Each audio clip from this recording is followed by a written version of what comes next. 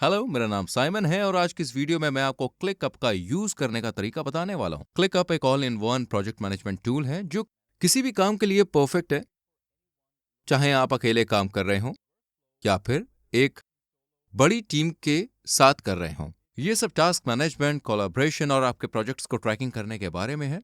इसी एक प्लेटफॉर्म से जितना हो सके उतना काम करना पॉसिबल है। तो इस क्लिकअप ट्यूटोरियल में हम ये सीख कर स्टार्ट करेंगे कि आखिर क्लिकअप काम कैसे करता है और यहाँ अपना खुद का वर्क प्लेस कैसे बनाया जाता है। साथ ही आप ये भी सीखेंगे कि अपने टास्क को वर्क स्पेस के साथ जोड़ना और मैनेज कैसे करना है और उन टास्क को ज्यादा से ज्यादा एफिशिएंसी के लिए विजुअलाइज कैसे करते हैं। इस वीडियो का पूरा फायदा उठाने के लिए मैं आपको सलाह दूंगा कि आप जो भी देख रहे हैं उसे फॉलो करें, क्योंकि जब आप ये खुद से करेंगे तो इस टूल को आसानी से समझ सकेंगे। तो बिना देरी के चलिए वीडियो शुरू करते हैं।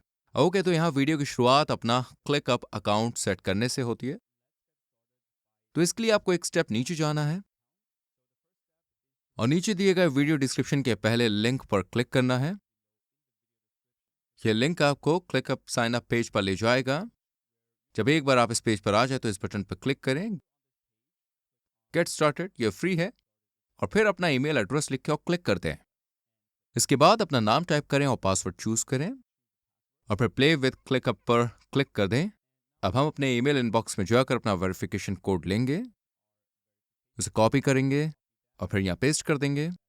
इसके बाद हमें कुछ बेसिक सवालों के जवाब देने होंगे, या हम पहले भी अपने टीम मेंबर्स को इस वर्क स्पेस में जोड़ सकते हैं, लेकिन मैं अभी इसे प्राइवेट रखने की सलाह देता हूं। और जब एक बार सब कुछ सेट हो जाए तो आप अपने टीम मेंबर्स को ऐड करना शुरू कर सकते हैं। मैं आपको इस ट्यूटोरियल के लास्ट में दिखाऊंगा कि ये करना कैसे है। तो अभी के लिए हम आई एम 10 पर क्लिक करेंगे। अब हमें अपने वर्क स्पेस को नाम देने की जरूरत है, इसलिए अगर आप अपनी कंपनी के लिए क्लिकअप यूज कर रहे हैं तो आप सिर्फ अपनी कंपनी का नाम यूज कर सकते हैं। इसके अलावा अगर आप किसी खास प्रोजेक्ट के लिए यूज कर रहे हैं तो यहाँ आपके प्रोजेक्ट का नाम भी हो सकता है। मैं यहाँ अपनी कंपनी का नाम लिखूंगा जो है मैट्रिक्स मीडिया और फिर फिनिश पर क्लिक करूंगा। ठीक है, तो अब हमने अपना क्लिकअप अकाउंट बना लिया है, साथ ही हमारा पहला वर्क स्पेस भी बन चुका है। अब हम अपना वर्क स्पेस बनाना शुरू करें। मैं उससे पहले जल्दी से अलग क्लिकअप प्लान्स को देखना चाहूंगा। आप क्लिकअप को पूरी तरह से फ्री में यूज कर सकते हैं क्योंकि इनके पास फ्री फॉरएवर प्लान है और ये फ्री प्लान्स इस वीडियो को देखने वाले ज्यादातर लोगों के लिए काफी होंगे। फ्री प्लान्स पर आपके पास कुछ लिमिट्स होंगी। एग्जाम्पल के लिए आपके पास एक वर्कशॉप में ज्यादा से ज्यादा 5 जगहें हो सकती हैं, लेकिन अगर आप इन लिमिट से आगे जाना चाहते हैं तो फिर आपको पेड प्लान में से किसी एक को अपग्रेड करना होगा। इस वीडियो में मैं आपको जो कुछ भी दिखाने जा रहा हूं वो सब एकदम फ्री होगा। अगर आपको हर एक प्लान्स के बारे में और ज्यादा जानकारी चाहिए कि इनमें क्या क्या फीचर्स शामिल हैं, तो इसके लिए मैं नीचे डिस्क्रिप्शन में इस पेज का लिंक दे दूंगा। ठीक है, तो अब हम क्लिकअप वर्क स्पेस पर वापस आ गए हैं और यहाँ पहली चीज जो मैं करना चाहूंगा वो ये है कि आपका वर्क स्पेस कैसे बनाएं, जिसे हम हायरार्की भी कहते हैं। तो यहाँ मेरे पास एक एग्जाम्पल है कि ये हायरार्की दिखता कैसे है। हायरार्की के टॉप पर वर्क स्पेस है जिसे हम पहले बना चुके हैं, लेकिन मेरे केस में ये सिर्फ कंपनी है मैट्रिक्स मीडिया और दूसरे लेवल पर हमारे पास स्पेस है। तो इस तरह आपकी कंपनी में अलग अलग डिपार्टमेंट्स हो सकते हैं। एग्जाम्पल के लिए मार्केटिंग डिपार्टमेंट या सेल्स डिपार्टमेंट। यहाँ स्पेस के नीचे हमारे पास कुछ लिस्ट्स है और इन लिस्ट्स को हम फोल्डर में मैनेज कर सकते हैं। फोल्डर जो है वो हायरार्की का कोई अलग लेवल नहीं है, ये तो बस आपकी लिस्ट को ऑर्गेनाइज करने का एक तरीका है। इसके बाद हम हर एक लिस्ट में काम को ऐड कर सकते हैं। हर काम के लिए हम टास्क, सब टास्क, यहां तक कि नेस्टेड टास्क भी जोड़ सकते हैं। इसलिए आपके लिए जानना बहुत जरूरी है कि यह हायरार्की काम कैसे करता है, जिससे आप वर्कस्पेस को बनाना और उसे ऑर्गेनाइज करना सीख सकें। और मैं इस पूरे पार्ट का लिंक नीचे वीडियो के डिस्क्रिप्शन में दे दूंगा, जिसे आप इसे कहीं भी सेव कर सकते हैं, ताकि जब भी आप कंफ्यूज हो तो आप इस पर वापस जाकर देख सकें। इससे हर एक चीज काफी आसान हो जाएगी। अब जैसे कि मैंने बताया, हमने पहले ही अपनी वर्कशॉप बना ली है। यहाँ पर लेफ्ट साइड पर हम अपनी वर्कशॉप का नाम देख सकते हैं। एक क्लिकअप यूजर होने के नाते हम सिर्फ एक वर्कशॉप तक ही लिमिटेड नहीं है। हो सकता है कि आप अपनी कंपनी या फिर किसी भी तरह के प्रोजेक्ट के लिए क्लिकअप का यूज करना चाहते हैं, साथ ही आप इसे अपनी लाइफ के लिए यूज करना चाहते हो। इस केस में हम मल्टीपल वर्क स्पेसेस बना सकते हैं। हमें सिर्फ यहाँ अपने वर्क स्पेस नाम पर क्लिक करना है और फिर एक नए वर्क स्पेस पर क्लिक करना है। ये वर्क स्पेस हमारे पास पहले से मौजूद वर्क स्पेस से बिल्कुल अलग तरह से काम करेगा। तो आइए अपना वर्क स्पेस बनाना शुरू करते हैं। डिफॉल्ट से क्लिकअप ने पहले ही हमारे वर्क स्पेस में एक स्पेस जोड़ दिया है। और इसे ही टाइम स्पेस कहा जाता है। मैं एक बिल्कुल खाली वर्क स्पेस के साथ शुरू करना चाहता हूं, इसलिए मैं इन 3 डॉट्स पर क्लिक करके डिलीट पर क्लिक करूंगा और इसे हटा दूंगा। यहां ये कंफर्म किया जाएगा कि हम स्पेस को वाकई हटाना चाहते हैं, तो इसके लिए हमें इस स्पेस का नाम लिखना होगा। इसके लिए मैं सिंपल इसे यहां से कॉपी पेस्ट करूंगा और फिर इसे डिलीट कर दूंगा। बहुत बढ़िया, तो हमारे पास एक पूरा वर्क स्पेस है, जिसके साथ अपना स्पेस जोड़कर हम इसकी शुरुआत कर सकते हैं। एक स्पेस को जोड़ने के लिए हम यहाँ पे आएंगे और क्रिएट स्पेस पर क्लिक करेंगे। यहाँ हमें इसे एक नाम देना होगा, इसलिए मैं अपने मार्केटिंग डिपार्टमेंट के लिए एक स्पेस बनाना चाहता हूँ, तो मैं इसे मार्केटिंग नाम दूंगा और नेक्स्ट पर क्लिक कर दूंगा। अब हम यहाँ इसका डिस्क्रिप्शन भी दे सकते हैं, लेकिन अभी मैं इस स्टेप को छोड़ दूंगा और नेक्स्ट पर क्लिक करूंगा। यहाँ हम इस स्पेस के लिए कलर भी ऐड कर सकते हैं, साथ ही एक आइकॉन भी जोड़ सकते हैं जो समझ में आएगा। तो शायद आप मार्केटिंग में टाइप करें, ठीक है, तो यहाँ मार्केटिंग के लिए कुछ खास नहीं है, तो बस मैं एम पर क्लिक करूंगा। मैं यहाँ ऑरेंज कलर चूज करूंगा और फिर नेक्स्ट पर क्लिक करूंगा। तो अब हम ये तय कर सकते हैं कि क्या हम इस स्पेस को वर्क स्पेस के सभी टीम मेंबर्स के लिए पब्लिक करना चाहते हैं या फिर इसे प्राइवेट बनाना चाहते हैं, और फिर मैनुअली उन सभी टीम मेंबर्स को जोड़ सकते हैं, लेकिन उनकी भी स्पेस तक पहुंच होनी चाहिए। अगर आप इस वर्क स्पेस का यूज करने वाले अकेले हैं तो फिर चॉइस कोई मायने ही नहीं रखती, लेकिन अगर आप एक टीम के साथ काम करने वाले हैं तो इसे अभी प्राइवेट रखना ही बेहतर होगा, और फिर उन सभी लोगों को जोड़ें जिनके पास एक्सेस हो। जैसे कि मेरे केस में मार्केटिंग डिपार्टमेंट में सभी लोगों के पास है। अभी मैं इसे प्राइवेट रखूंगा और नेक्स्ट पर क्लिक कर दूंगा। यहां हम इस स्पेस के अंदर अपने कामों के लिए अलग अलग डिफॉल्ट स्टेटस को डिफाइन कर सकते हैं, इसलिए बाय डिफॉल्ट हमारे पास सिर्फ 2 स्टेटसेस हैं। हमने जिन कामों को ऐड किया है हमें उन्हें करना है और ये कंप्लीट हो गया। जब हम अपना काम पूरा कर लेते हैं तो हम इसे मैनुअली तरीके से करने के लिए कंप्लीट पर स्विच कर सकते हैं। साथ ही हम और स्टेटसेस भी जोड़ सकते हैं। एग्जाम्पल के लिए हम ऐड स्टेटसेस पर क्लिक कर सकते हैं और फिर इन प्रोग्रेस लिखकर हम इसे क्लिक कर देंगे। यहां हम कलर भी सिलेक्ट कर सकते हैं। अब हम एक टास्क को ऐड करेंगे, इसमें टू डू का स्टेटस होगा। जब एक बार हम टास्क पर काम करना शुरू कर देते हैं तो ये इन प्रोग्रेस पर चला जाएगा। काम पूरा होने के बाद हम इसे कंप्लीट पर स्विच कर देंगे। यहाँ लेफ्ट साइड पर हमारे पास कुछ टेम्पलेट्स भी हैं जिनका हम यूज कर सकते हैं। तो कंटेंट के अंदर आप देख सकते हैं हमारे पास बहुत से एक्टिव स्टेटस हैं, लेकिन मैं अपने हर टास्क के लिए अपने स्टेटसेस को डिफाइन करना ज्यादा पसंद करता हूं। तो अब मैं जो स्पेस लेवल पर करने जा रहा हूं उसके लिए बस कस्टम पर क्लिक करना है और फिर इन 2 स्टेटसेस पर टिके रहना है जो कि टू डू और कंप्लीट हैं। इसके बाद नेक्स्ट पर क्लिक कर देना है। यहाँ हम इस स्पेस के लिए कुछ क्लिप एप्स ऐड कर सकते हैं, लेकिन मैं सलाह दूंगा कि आप अभी डिफॉल्ट सेटिंग ही रखें। बाद में आप कभी यहाँ वापस आकर और भी कई एप्स जोड़ सकते हैं। तो चलिए अभी नेक्स्ट पर क्लिक करते हैं। यहाँ हम स्पेस के लिए अलग अलग डिफॉल्ट व्यूज एक्टिव कर सकते हैं, लेकिन हम व्यूज को ऐड करने के तरीके के बारे में बाद में सीखेंगे। अभी के लिए हम आगे बढ़ते हैं और रिव्यू स्पेस पर क्लिक करते हैं। यहाँ पर हमें एक समरी मिलती है। अगर सब कुछ एकदम परफेक्ट है तो हम क्रिएट स्पेस पर क्लिक कर सकते हैं।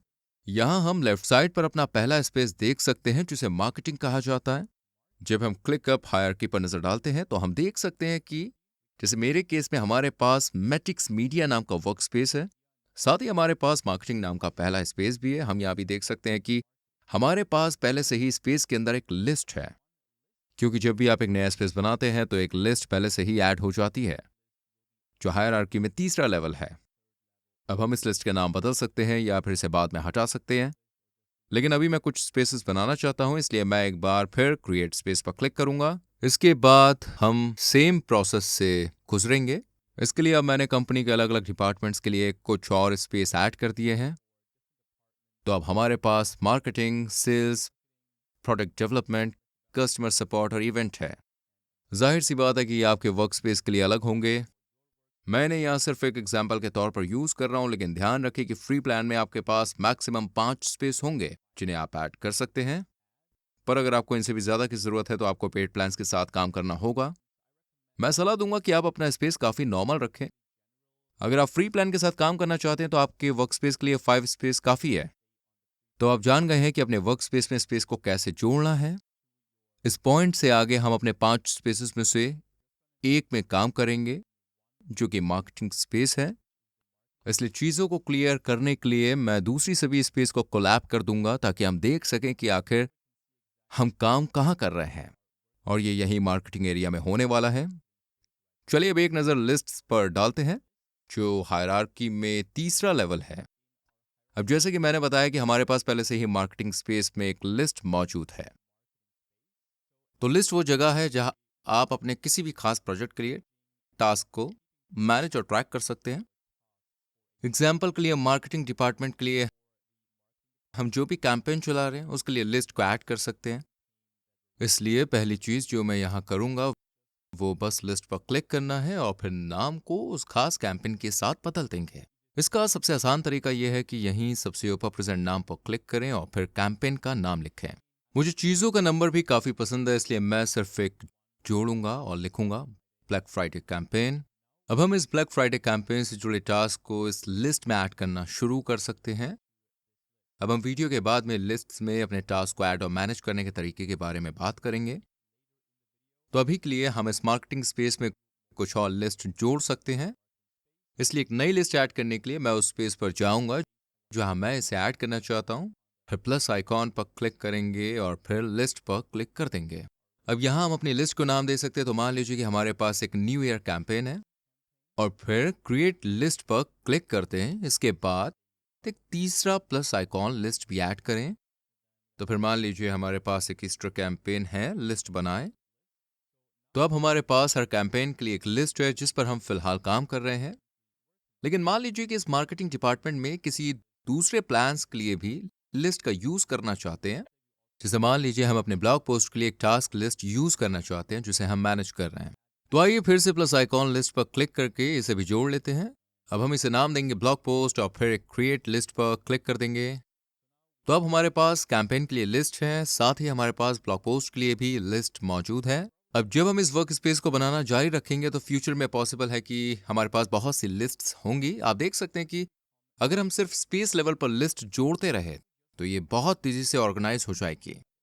यही कारण है कि हम अपनी लिस्ट को मैनेज करने के लिए फोल्डर्स का इस्तेमाल करना चाहते हैं। इसलिए जब हम हायरार्की पर एक और नजर डालते हैं तो हम देख सकते हैं कि हम कई लिस्ट को एक फोल्डर में रख सकते हैं।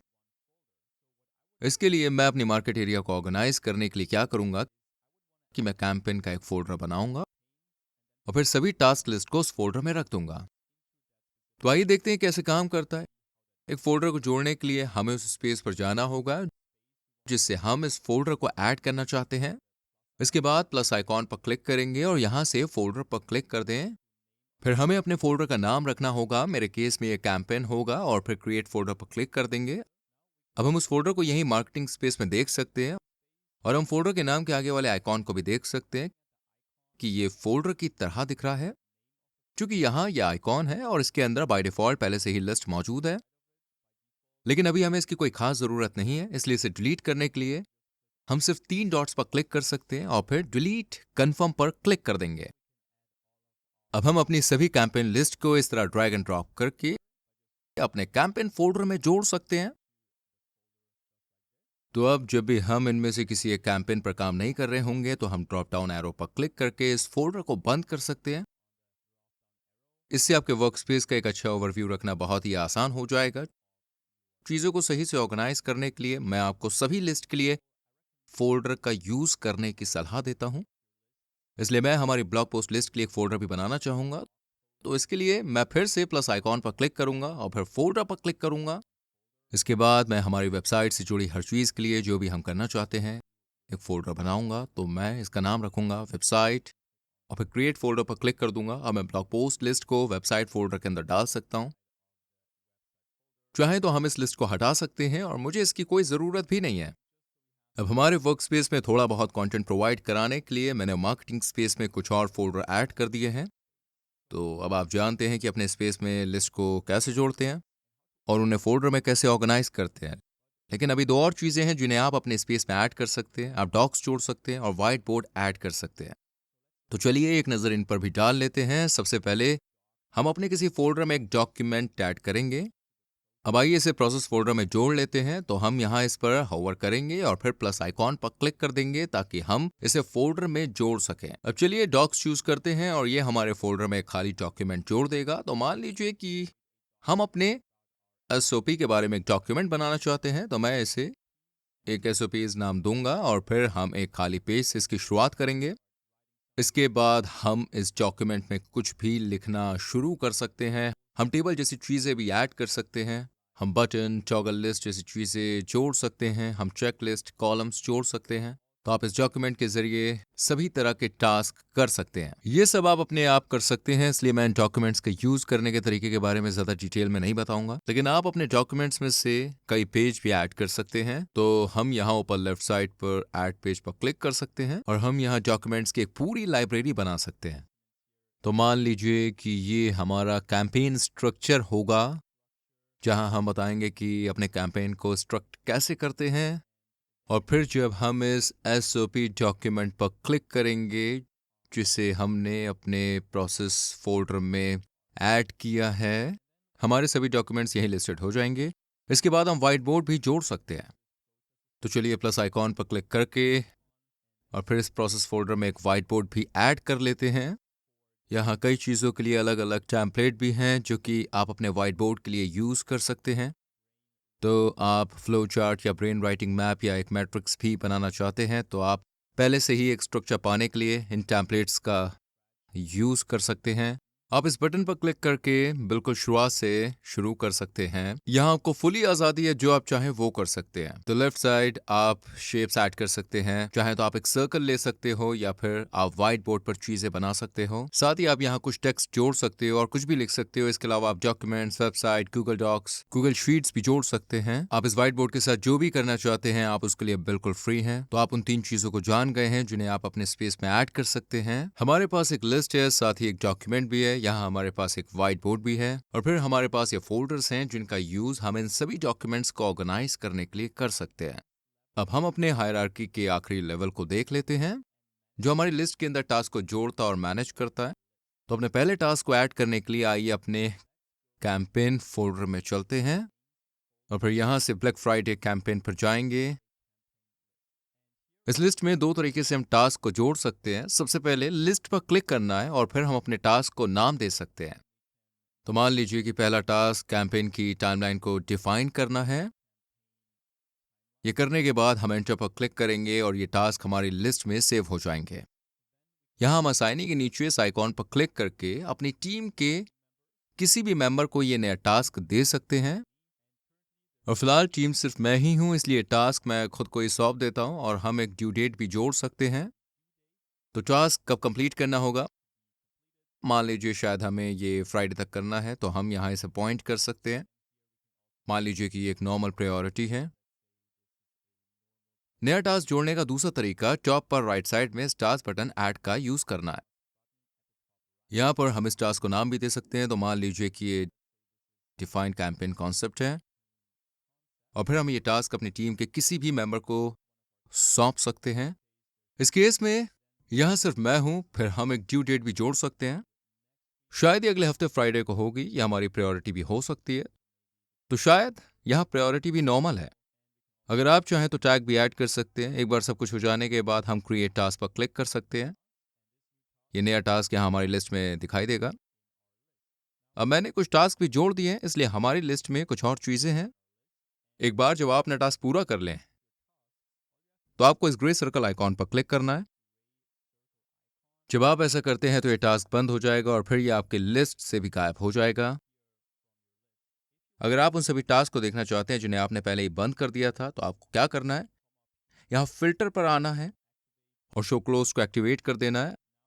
अब आप अपने पूरे किए हुए टास्क को फिर से यहाँ लास्ट में देख सकते हैं और मैं अपने सभी बंद टास्क को सबसे नीचे रखना पसंद करता हूं। तो यहाँ ऑर्डर को बदलने के लिए हम इस ग्रुप आइकॉन पर क्लिक करेंगे। इसके बाद स्टेटस पर क्लिक कर सकते हैं, जिसके बाद ये ऑर्डर चेंज हो जाएगा, जिसमें हम अपने नए टास्क को देख सकते हैं। अब आप अपने हर एक टास्क के लिए सब टास्क को भी ऐड कर सकते हैं। जैसे मान लीजिए कि इस टास्क के लिए कैंपेन डिफाइन कॉन्सेप्ट पर जाना है। ऐसे कई स्टेप्स हैं जिन्हें हमें पूरा करने की जरूरत है। तो हम यहाँ क्या कर सकते हैं कि प्लस आइकॉन पर क्लिक करेंगे और फिर इस टास्क के लिए एक सब टास्क को ऐड करेंगे। मान लीजिए कि हमारे पास स्टेप 1 है और फिर शायद हमारे पास दूसरा स्टेप है, इसके बाद तीसरा स्टेप है।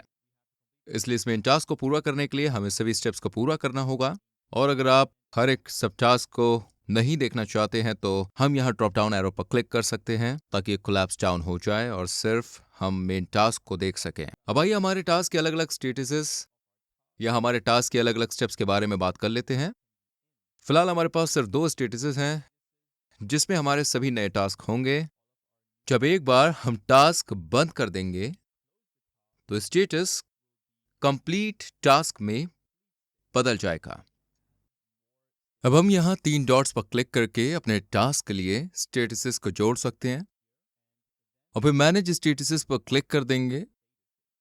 यहाँ फिर से हम अपने स्टेटसेस को देख सकते हैं टू डू और कंप्लीट करने के लिए, लेकिन हम कस्टम पर क्लिक करके और ज्यादा भी ऐड कर सकते हैं। तो यहाँ हमें एक और स्टेटस मिल गया है, लेकिन हमारे पास इन प्रोग्रेस है, तो हमें प्रोग्रेस पर करना है और फिर कंप्लीट पर। जब हम उन्हें मैनुअल तरीके से जोड़कर और भी ज्यादा ऐड कर सकते हैं और फिर हम अलग अलग टेम्पलेट्स भी देख सकते हैं जिन्हें हम पहले ही देख चुके हैं जब हमने अपना स्टेटस सेट किया था। एग्जाम्पल के लिए मार्केटिंग टेम्पलेट के लिए हमारे पास ओपन है, कॉन्सेप्ट है, इन प्रोग्रेस है, रनिंग भी है। मैं चीजों को थोड़ा आसान बनाना चाहता हूँ, इसलिए मैं कस्टम पर वापस जाऊंगा। एग्जाम्पल के तौर पर एक और स्टेटस जोड़ सकते हैं। यहाँ लिखेंगे इन रिव्यू और फिर एंटर कर देंगे। आइए इसे ऑरेंज कर देते हैं और फिर सेव पर क्लिक कर देंगे। अब हम किसी एक टास्क पर जा सकते हैं। मान लीजिए कि हम रिक्वेस्ट बजट पर जाना चाहते हैं और इस सर्कल पर क्लिक करके इस टास्क का स्टेटस बदलना चाहते हैं। यह ऑटोमेटिकली कंप्लीट पर नहीं जाता है क्योंकि हमारे पास 2 से ज्यादा स्टेटसेस हैं। तो अब इसे टू डू स्टेटस में बदलने के लिए इन प्रोग्रेस पर स्विच कर सकते हैं और फिर ये स्टेटस बदल जाएगा। इस तरह ये टू डू की लिस्ट में नहीं रहेगा, बल्कि ये प्रोग्रेस की लिस्ट में रहेगा।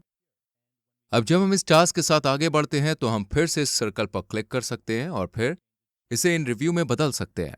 एक बार पूरा हो जाने के बाद इसे कंप्लीट में बदल सकते हैं। आइए अब देखते हैं कि अपने लिस्ट में अपने कॉलम कैसे मैनेज करने हैं और कस्टम फील्ड कैसे जोड़नी है। तो फिलहाल हमारे पास ये 3 डिफॉल्ट कॉलम है। हमारे पास असाइनी है, हमारे पास ड्यू डेट है और साथ ही हमारे पास प्रायोरिटी भी है।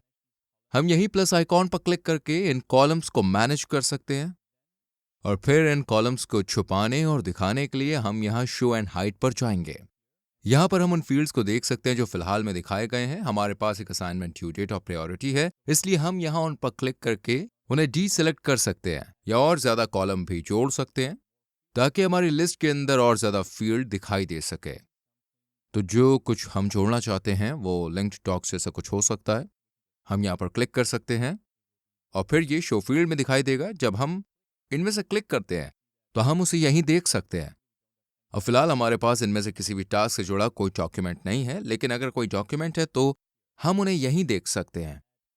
अब हम प्लस आइकॉन पर फिर से क्लिक करके कस्टम फील्ड को भी जोड़ सकते हैं ताकि वो कॉलम जो फिलहाल इस लिस्ट में मौजूद नहीं है, अब हम यहाँ न्यू कॉलम टैब में देखेंगे और फिर हम उन सभी अलग अलग कस्टम फील्ड्स पर एक नजर भी डाल सकते हैं जिन्हें हम जोड़ना चाहते हैं।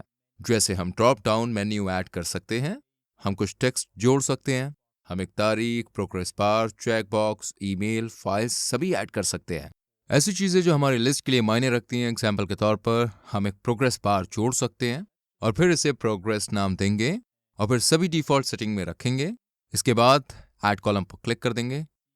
अब हम लास्ट कॉलम में देख सकते हैं तो हमारे पास यहाँ प्रोग्रेस बार है। जितने भी टास्क टू डू स्टेटस में है वो 0% पर है, जो कंप्लीट है वो जाहिर तौर पर 100% पर है और ये बीच में भी हो सकता है।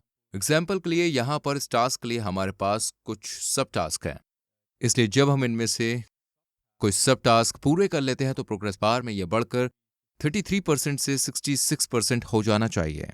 ये इस बात पर डिपेंड करता है कि हमने कितने सब टास्क किए हैं। आइए अब कुछ अलग अलग तरीकों पर नजर डालते हैं कि हम अलग अलग तरह की व्यूज का यूज करके अपने वर्क स्पेस को कैसे देख सकते हैं। तो अभी हम जिस डिफॉल्ट व्यू में हैं वो सिर्फ लिस्ट व्यू है और हम इसे यहीं टॉप पर देख सकते हैं कि हम फिलहाल व्यू लिस्ट में हैं। तो इस व्यू से हमारे पास यहाँ लिस्ट में सभी टास्क हैं और उन्हें अलग अलग स्टेटस में भी सेपरेट किया गया है जिनका हम इस लिस्ट में इस्तेमाल कर सकते हैं। अब हमारे पास एक और डिफॉल्ट व्यू है जो है बोर्ड व्यू, जिसे हम यहाँ टॉप पर बोर्ड पर क्लिक करके स्विच कर सकते हैं। बोर्ड व्यू में हम बेसिकली अलग अलग कॉलम्स में अपने टास्क के सभी अलग अलग स्टेटस को देख सकते हैं। इसलिए हमारे पास टू डू लिस्ट में टास्क के लिए कॉलम है, फिर हमारे पास प्रोग्रेस कॉलम, इन रिव्यू और फिर कंप्लीट करना है। अब अपने टास्क का स्टेटस बदलने के लिए हमें सिर्फ इस कॉलम से अलग अलग कॉलम में ड्रैग एंड ड्रॉप करना है और फिर एक बार जब ये रिव्यू स्टेज में आ जाए तो हम इसे एक स्टेज में ड्रैग कर सकते हैं। पर्सनली मैं अपने YouTube वीडियो बनाने के लिए इस व्यू को यूज करना पसंद करता हूं, इसलिए मेरे पास अपने आइडियाज के लिए एक कॉलम है, फिर मेरे पास कंटेंट या स्क्रिप्ट राइटिंग तैयार करने के लिए कॉलम है, फिर रिकॉर्डिंग, एडिटिंग, अपलोडिंग के लिए एक है। एक और व्यू जो बहुत यूजफुल हो सकता है, खासतौर से अगर आप टाइमलाइन के साथ काम करते हैं, तो वो है कैलेंडर व्यू। फिलहाल हमारे पास इस लिस्ट के लिए ये एक्टिव नहीं है, इसलिए हमें प्लस व्यू बटन पर क्लिक करना है, इसे ऐड करना है और फिर हम यहाँ हर तरह के अलग अलग व्यूज देख सकते हैं। फिलहाल यहाँ पर हमारे पास कैलेंडर व्यू है, तो आइए इस पर क्लिक करते हैं और फिर हम सिर्फ एक कैलेंडर पर क्लिक कर सकते हैं। अब हमने इस लिस्ट में कैलेंडर व्यू को भी ऐड कर लिया है, जिसे हम यहाँ देख सकते हैं और उन सभी टास्क के लिए जिनकी वाकई में ड्यू डेट है, हम इसे यहाँ आसानी से देख सकते हैं। एग्जाम्पल के लिए शेड्यूल की पहली मीटिंग कल 29 फरवरी को होगी। हम यहाँ अगले महीने भी जा सकते हैं और फिर हम यहाँ ड्यू डेट के साथ कुछ और टास्क भी देख सकते हैं। हम उन पर भी क्लिक कर सकते हैं और फिर उनमें कुछ कमेंट्स भी ऐड कर सकते हैं या इनमें कोई बदलाव भी कर सकते हैं। ओरिजिनल व्यू लिस्ट पर वापस जाने के लिए हम सिर्फ टास्क को बंद कर देंगे और फिर हम कैलेंडर व्यू से ओरिजिनल व्यू पर स्विच कर देंगे। आइए देखें कि जो टास्क हमने किए हैं उन्हें तुरंत ढूंढने के लिए फिल्टर का यूज कैसे करें। यहाँ ये जो बार हैं ये फिल्टर के हैं, आप इन्हें हाइड पर क्लिक करके हाइड भी कर सकते हैं और फिर आप फिल्टर पर क्लिक करके उन्हें फिर से देख सकते हैं। और फिर हम सिर्फ लेफ्ट से राइट जा रहे हैं और उनमें से कुछ को देख रहे हैं यूजफुल फिल्टर, इसलिए यहाँ लेफ्ट साइड हमारे पास फिल्टर का ग्रुप है जो ये तय करता है कि कैसे आपके टास्क को ग्रुप किया जाएगा। फिलहाल उन्हें स्टेटस के बेस पर ग्रुप किया गया है, जिन्हें हम देख सकते हैं क्योंकि हमारे पास टू डू ग्रुप है, हमारे पास रिव्यू ग्रुप है और कंप्लीट ग्रुप है। लेकिन हम इसे इधर से उधर भी कर सकते हैं। तो मान लीजिए कि हम उन्हें प्रायोरिटी के बेस पर ग्रुप में करना चाहते हैं, तो हम सिर्फ प्रायोरिटी पर क्लिक कर सकते हैं और फिर यहाँ हमारे पास सबसे जरूरी टास्क टॉप पर है और फिर हाई प्रायोरिटी नीचे, इसके बाद नॉर्मल और सभी नीचे वो ग्रुप हैं जो इतने ज्यादा जरूरी नहीं है। और हम ऐड ग्रुप का भी यूज कर सकते हैं ताकि हम देख सके कि कौन से टॉप टास्क के लिए कौन रिस्पॉन्सिबल है या किसी दूसरे ग्रुप का यूज करें। तो हम देखिए यहाँ पर असाइनिंग ग्रुप का यूज कर सकते हैं ताकि हम देख सकें कि कौन से टॉप टास्क के लिए कौन रिस्पॉन्सिबल है या किसी दूसरे ग्रुप का यूज करें। मैं इसे अभी के लिए वापस स्टेटस पर सेट करने जा रहा हूं और फिर अगर आप ग्रुप के ऑर्डर को चेंज करना चाहते हैं तो आप यहां दोबारा आएं और फिर इस ग्रुप पर दोबारा क्लिक करें और फिर ये ग्रुप के ऑर्डर को बदल देगा। इसलिए हमारे पास पूरे स्टेटस फिर से नीचे है। यहाँ दूसरे फिल्टर पर हम एक ही समय में इन सभी टास्क को देख सकते हैं। जब हम यहाँ क्लिक करते हैं तो उन सभी टास्क के लिए जिनमें सब टास्क है वो अभी हमें दिखाई देंगे और जब हम उन्हें क्लिक के साथ फिर से बंद करना चाहेंगे तो हम यहाँ पर फिर से आ सकते हैं और कोलैप्स ऑल पर क्लिक कर देंगे। हम सिर्फ टास्क को ही देख सकते हैं। अब हम तीसरे स्टेप पर आगे बढ़ते हैं। यहाँ वही बटन है जिसे हम पहले ही देख चुके हैं, ये यही है। यहाँ हम इस लिस्ट के लिए सभी कस्टम फील्ड और सभी कॉलम को मैनेज कर सकते हैं। फिर यहाँ मी मोड भी बहुत ज़रूरी है, इसलिए इस मोड को एक्टिव करके आप बस उन सभी टास्क को देख सकते हैं जो आपको सौंपे गए हैं। इसलिए अगर आप उन सभी टास्क को देखना चाहते हैं जहाँ आपको कुछ काम करना है तो आप मी मोड को एक्टिव कर सकते हैं। फिर अगर आप किसी स्पेशल टीम मेंबर के सभी टास्क को देखना चाहते हैं तो आप सिर्फ यहाँ पर बटन पर क्लिक करके अपनी टीम मेंबर के सभी टास्क को देख सकेंगे और फिर हमने इसे यहाँ पहले ही देख लिया है। इसलिए अगर आप चाहते हैं कि सभी पूरे के हुए टास्क दिखाई दें तो आप इसे एक्टिव कर सकते हैं। अगर आप ऐसा नहीं करना चाहते हैं तो उन सभी को देखें। फिर आप बस इस आइकॉन पर क्लिक कर सकते हैं और सभी पूरे किए गए टास्क अब आपके लिस्ट में दिखाई नहीं देंगे। हमारे पास कुछ खास लोगों के लिए एक और एडवांस फिल्टर भी है, इसलिए जब भी हम यहाँ इस पर क्लिक करते हैं तो हम स्पेसिफिक देख सकते हैं। एग्जाम्पल के लिए मान लीजिए कि हम अगले 7 दिनों में होने वाले सभी टास्क को फिल्टर करना चाहते हैं। हम यहाँ ड्यू डेट चुन सकते हैं और मान लीजिए कि अगले 7 दिन हैं और हमें सभी टास्क मिलते हैं जो अगले 7 दिनों में आने वाले हैं। इसके अलावा हम और भी फिल्टर ऐड कर सकते हैं और एक नया फिल्टर यहाँ जोड़ सकते हैं। हम सिर्फ उन्हें देखना चाहते हैं जिनकी हाई प्रायोरिटी है, तो मान लीजिए कि प्रायोरिटी अर्जेंट है और फिर हम इसे एक टास्क के साथ छोड़ देंगे। फिल्टर को दोबारा हटाने के लिए आपको बस इस पर क्लिक करना है और फिर हम किसी नॉर्मल पोजीशन में आ जाएंगे। किसी खास टास्क को तलाशने का एक और बहुत आसान तरीका है सर्च फंक्शन का यूज करना, ताकि आप ऐसा कर सकें। यहाँ सर्च पर क्लिक करें या यहाँ सीधे सर्च फील्ड में क्लिक करें और फिर एक खास कीवर्ड टाइप करें जो आपको इस टास्क के बारे में याद हो और फिर इसे यहीं सामने आना चाहिए। इसलिए अब हमने आपके वर्क स्पेस को बनाने और मैनेज करने के तरीके के बारे में बहुत कुछ सीख लिया है और अब तक हमने सब कुछ मैन्युअली किया है। लेकिन क्लिकअप के साथ एक चीज जो बहुत अच्छी है वो ये है कि आपके पास अपने वर्क प्लेस के अलग अलग पार्ट्स के लिए बहुत सारे टेम्पलेट्स हैं और इन टेम्पलेट्स का यूज करके आप बहुत समय बचा सकते हैं। अगर आप ऐसा नहीं करते हैं तो हमें सब कुछ खुद ही बनाना होगा। मान लीजिए कि हम अपने ब्लॉग पोस्ट को मैनेज करने और उस पर नजर रखने के लिए क्लिकअप का यूज करना चाहते हैं। हो सकता है कि क्लिकअप के पास पहले से ही इसके लिए एक टेम्पलेट हो। तो ये जानने के लिए आइए मार्केटिंग स्पेस के अंदर हमारी वेबसाइट फोल्डर पर चलते हैं और फिर प्लस आइकॉन पर क्लिक करें और फिर फ्रॉम टेम्पलेट पर क्लिक कर दें। इसके बाद यह हमें टेम्पलेट सेंटर पर ले जाता है जहां हम अपने वर्क स्पेस के लिए कई तरह के अलग अलग टेम्पलेट देख सकते हैं।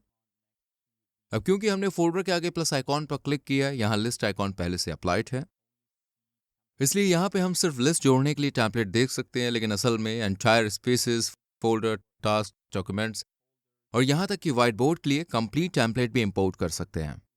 लेकिन अभी के लिए आइए लिस्ट पर बने रहते हैं और हम एक ब्लॉग पोस्ट प्रोसेस टेम्पलेट की तलाश करते हैं। तो आइए ब्लॉग टाइप करें और देखें कि क्या रिजल्ट आता है। तो यहाँ पर हमारे पास एक ब्लॉग डेटाबेस है, हमारे पास एक ब्लॉग एडिटोरियल कैलेंडर है, साथ ही हमारे पास एक blog planner, social media blog भी है। तो मैं यही इस ब्लॉग प्लानर को ट्राई करूंगा और फिर यूज टेम्पलेट पर क्लिक कर देंगे। चलिए अब इस ब्लॉग प्लानर को नाम देते हैं और जो लोकेशन है वो मार्केटिंग स्पेस और वेबसाइट फोल्डर होगी। यहां सब कुछ वैसा ही रखें और यूज टेम्पलेट पर क्लिक करें। अब हमारे पास ब्लॉग प्लानर नाम की ये नई लिस्ट है जिसे इस टेम्पलेट में इंपोर्ट किया गया था और हमारे पास यहाँ पहले से ही कुछ प्लेस होल्डर कॉन्टेंट मौजूद है और हम देख सकते हैं कि ये ब्लॉग पोस्ट को बाय टाइप ऑर्डर कर देगा। इसलिए हमारे पास आर्टिकल, गाइड कैसे करें, वीडियो ब्लॉग, गेस्ट ब्लॉग, ये सभी हैं। यहाँ टॉप पर पिन किया गया है। हम गेटिंग स्टार्टेड नाम का एक डॉक्यूमेंट भी पा सकते हैं। ये गाइड बताएगा कि ये लिस्ट कैसे स्ट्रक्चर है और हम इसे अपने ब्लॉग पोस्ट के लिए कैसे यूज कर सकते हैं। इसके बाद आइए इस पर भी नजर डाल लेते हैं कि अपने वर्क स्पेस से मेन मैट्रिक्स और डेटा को आसानी से देखने के लिए डैशबोर्ड का कैसे यूज करना है। तो आइए यहाँ लेफ्ट साइड को ऊपर तक स्क्रॉल करें और फिर डैशबोर्ड पर क्लिक करना है। इसके बाद हम स्क्रैच से स्टार्ट कर सकते हैं। इसके बाद न्यू डैशबोर्ड पर क्लिक करके अपना पहला डैशबोर्ड बनाएं और यहाँ बिल्कुल शुरुआत से शुरू कर सकते हैं और सभी डैशबोर्ड कार्ड मैनुअली ऐड कर सकते हैं या फिर हम किसी एक टेम्पलेट का यूज भी कर सकते हैं। यहाँ इजीली डैशबोर्ड भी फ्री प्लान पर अवेलेबल है। कि देखने के लिए डैशबोर्ड कैसा दिखता है, मैं यही इस टेम्पलेट का यूज करने जा रहा हूं। तो चलिए सिंपल डैशबोर्ड पर क्लिक करते हैं और फिर हम वो डेटा चूज करना चाहेंगे जिसे हम अपने डैशबोर्ड पर विजुअलाइज करना चाहते हैं। तो हम कंप्लीट मार्केटिंग स्पेस के लिए एक डैशबोर्ड बनाना चाहते हैं या फिर हम किसी खास लिस्ट के लिए भी एक डैशबोर्ड बना सकते हैं। तो मान लीजिए कि हम ऐसा ब्लॉग डैशबोर्ड प्लानर के लिए एक डैशबोर्ड बनाना चाहते हैं, तो हम इसे सिलेक्ट करेंगे और अप्लाई पर क्लिक कर देंगे। अब हम उस नए डैशबोर्ड में हैं जिसे हमने बनाया है। तो यहाँ हमारे पास इस लिस्ट के बारे में बहुत सारा डेटा है। हमारे पास कितने अनअसाइन किए गए टास्क हैं, कितने टास्क प्रोग्रेस पर हैं, कितने कंप्लीट हो चुके हैं। हम आसानी से total task, open task, workload status और सभी तरह की जानकारी जैसे चार्ट भी जोड़ सकते हैं जिन्हें हम यहाँ देखना चाहते हैं। हम एक कार्ड पर क्लिक करके और भी ऐड कर सकते हैं और देख सकते हैं कि उनके पास किस तरह की चीज़ें अवेलेबल हैं। उनमें से कुछ पेड प्लान्स के लिए हैं, लेकिन कुछ ऐसे भी हैं जिन्हें आप फ्री प्लान्स के साथ जोड़ सकते हैं। तो अब हम स्टेटस के जरिए वर्कलोड जैसा कुछ ऐड करने जा रहे हैं और इस कार्ड को यहाँ जोड़ेंगे। इससे हमें पता चलता है कि कितने टास्क किस स्टेटस में हैं। यहाँ डैशबोर्ड को उसके अकॉर्डिंग मैनेज करने के लिए हम कार्ड का साइज बढ़ा या घटा सकते हैं जो हम देखना चाहते हैं। साथ ही हम कार्ड पर अलग अलग चीज़ों पर क्लिक करके कुछ जानकारी भी ले सकते हैं। तो मान लीजिए कि हम सभी टास्क को देखना चाहते हैं जो फिलहाल प्रोग्रेस में है। इसके लिए हम यहाँ ब्लू लाइन पर क्लिक कर सकते हैं और फिर हम उन सभी टास्क को देख सकते हैं जो प्रोग्रेस पर हैं। साथ ही हम यहाँ उन रिवीजन टास्क पर भी जा सकते हैं। हम उन पर क्लिक भी कर सकते हैं और कमेंट्स ऐड कर सकते हैं, चीज़ें बदल सकते हैं। इस टास्क में जो चाहें वो कर सकते हैं। तो आइए इस विंडो को फिर से बंद कर दें इसे भी और फिर अपने डैशबोर्ड पर वापस चलते हैं जहाँ पर हम देख सकते हैं कि अब हमने अपना पहला डैशबोर्ड यहीं बना लिया है जिसका हमें ब्लॉग पोस्ट प्लानर जैसा कुछ नाम बदलना चाहिए। अब ध्यान रखें कि आप सिर्फ एक डैशबोर्ड तक ही लिमिटेड नहीं है, इसलिए अगर आप अपने वर्क स्पेस के अलग अलग पार्ट्स की इमेजिनेशन करना चाहते हैं तो आप इन चीज़ों के लिए एक अलग डैशबोर्ड भी बना सकते हैं। अब लास्ट चीज जिस पर हम ध्यान देंगे वो ये है कि अपने टीम मेंबर को अपने वर्क स्पेस में कैसे जोड़ना है। इसलिए टीम मेंबर को ऐड करने के लिए हम यहाँ अपने वर्क स्पेस के नाम पर आएंगे, उस पर क्लिक करेंगे और फिर मैनेज यूजर्स पर क्लिक करेंगे। यहाँ पर हम देख सकते हैं कि फिलहाल एक ही यूजर है जो कि मैं ही हूं और हम लोगों को सिर्फ ईमेल के जरिए इनवाइट कर सकते हैं। हम यही उनका ईमेल टाइप करेंगे। तो चलिए 1234@gmail.com लिखते हैं और फिर हम इस नए टीम मेंबर के लिए एक रोल भी ऐड कर सकते हैं। इसलिए अगर हम इस पर्सन को एज अ मेंबर ऐड करते हैं तो इस पर्सन के पास उन सभी स्टेटस तक एक्सेस होगा जो फिलहाल मेरे वर्क स्पेस में पब्लिक है। हम लोगों को एज अ गेस्ट भी जोड़ सकते हैं, लेकिन गेस्ट सभी स्टेटस तक नहीं पहुंच पाएंगे। उन्हें कुछ खास फोल्डर्स, लिस्ट या टास्क के लिए इनवाइट किया जाना चाहिए और फिर आप लोगों को एज एडमिन भी जोड़ सकते हैं और उनके पास वो सभी अधिकार होंगे जो आपके पूरे वर्क स्पेस में हो सकते हैं। तो आइए एक मेंबर को जोड़ते हैं और इनवाइट पर क्लिक करते हैं। क्योंकि यहाँ मेरे सभी स्पेस प्राइवेट है तो हम चूज कर सकते हैं कि उन्हें किस स्पेस तक एक्सेस मिलना चाहिए। मान लीजिए कि ये एक मार्केट एम्प्लॉय है, इसलिए मैं सिर्फ मार्केटिंग स्पेस चूज करूंगा और फिर ऐड टू स्पेस पर क्लिक कर दूंगा। अब इस व्यक्ति को एक ईमेल मिला है और वो इस पर क्लिक कर सकता है और अपना क्लिकअप अकाउंट बना सकता है। इसके बाद हम उसे ऑटोमेटिकली मेरे वर्क स्पेस या जो ही मैंने उन्हें एक्सेस प्रोवाइड किया है वहां तक एक्सेस मिल जाएगा। अब आइए अपने वर्क स्पेस पर वापस चलते हैं और देखते हैं कि हम स्पेसेस को पब्लिक कैसे बना सकते हैं। क्योंकि फिर से वर्क स्पेस के हर टीम मेंबर के पास उन सभी स्पेस तक एक्सेस होगा जो पब्लिक है।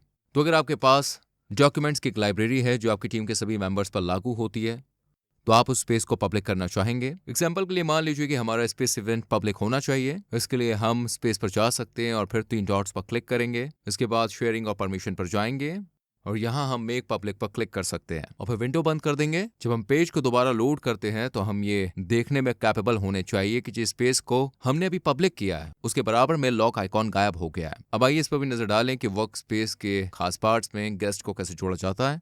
हम उन्हें लिस्ट, फोल्डर्स और टास्क में जोड़ सकते हैं। तो मान लीजिए कि हम मार्केटिंग स्पेस में जाएंगे और अपने किसी कैंपेन में गेस्ट को ऐड करेंगे।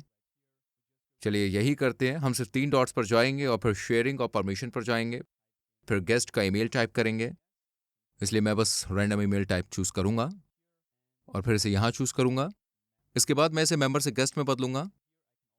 यहाँ मैं एक्सेस को भी डिफाइन कर सकता हूँ। तो क्या उन्हें पूरा एक्सेस पाने में कैपेबल होना चाहिए, चीज़ों को एडिट करने, चीज़ों पर कमेंट करने में कैपेबल होना चाहिए, या शायद उन्हें चीज़ों को देखने में भी कैपेबल होना चाहिए। इसलिए मैं इसे फुल रखूंगा और फिर इनवाइट पर क्लिक करूंगा। अब इस पर्सन को पहले से ही ईमेल मिल चुका है जहां उन्हें एक लिंक मिलता है जिसके बाद उन्हें आपकी क्लिकअप लिस्ट एक्सेस मिल जाता है जिसे आपने उन्हें प्रोवाइड की है। मुझे उम्मीद है कि क्लिकअप के साथ शुरुआत करने के लिए आपको ये वीडियो यूजफुल लगा होगा। अगर ऐसा हुआ है तो प्लीज़ वीडियो को लाइक कीजिए। अगर आप इस तरह की और वीडियोस देखना चाहते हैं तो चैनल को सब्सक्राइब कीजिए। वीडियो को देखने के लिए थैंक यू सो मच। मिलते हैं अगली वीडियो में।